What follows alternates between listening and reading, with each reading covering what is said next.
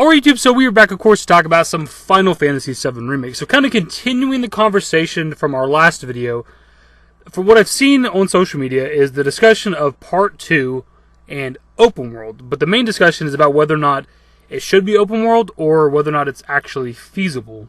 Now the second conversation I think is kind of a joke, whether or not it's like feasible to create an actual like big world within a game, because there are games out there that are so goddamn massive, MMORPGs that are so huge, even on console, something like Elder Scrolls Online that is pretty much the size of a planet. It's most of Tamriel, if not all of Tamriel, which is the world where Elder Scrolls games take place. Like, it's huge. It's ridiculous, and that's on console.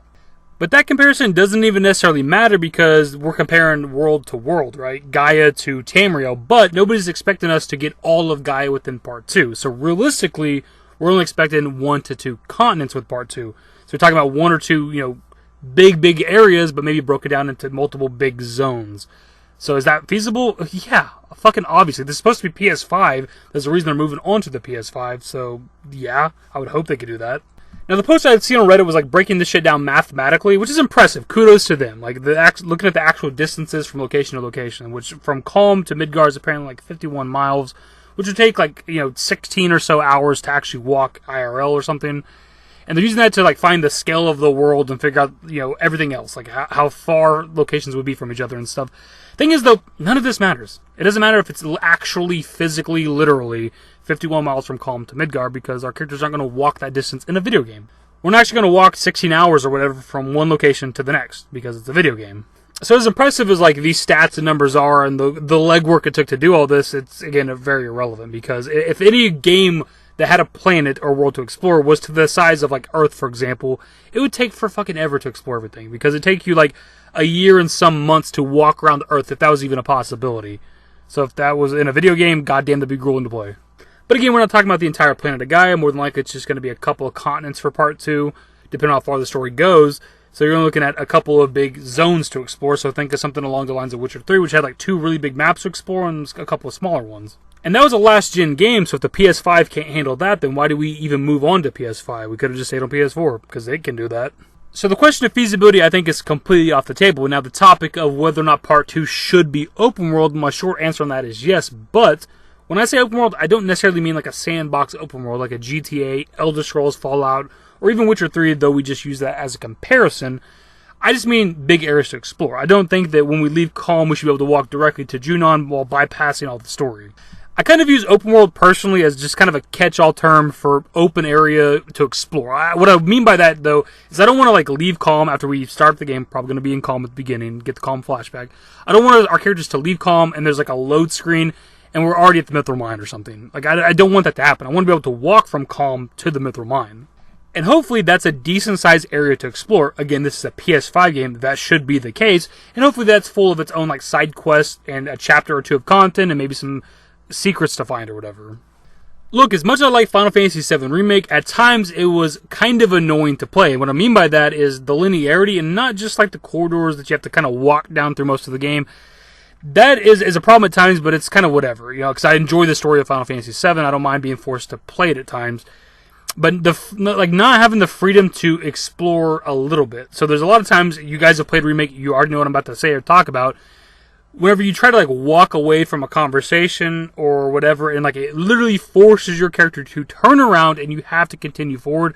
That shit was so annoying, and I don't want that for Part 2, man. Now, at certain times, that's going to be fine if it's like an intense story, because it would make a lot of sense if like we're supposed to go meet Sephiroth like right here and now, and I'm like, you know what? Hang on a second, I want to go walk back to Gold Saucer and shoot some basketball. So I'm completely fine with like Part 2 having forced moments where you have to continue playing the story, but there needs to be time where we have a little bit of freedom, because it was excessive as hell in Part 1.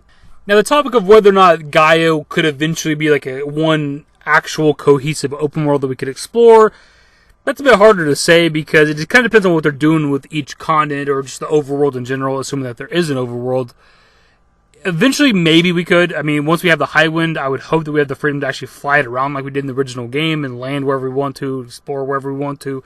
And as much as I do want this to be the case, I kind of understand that it's also asking quite a bit, depending on how big these like zones and continents and overworld areas are to explore.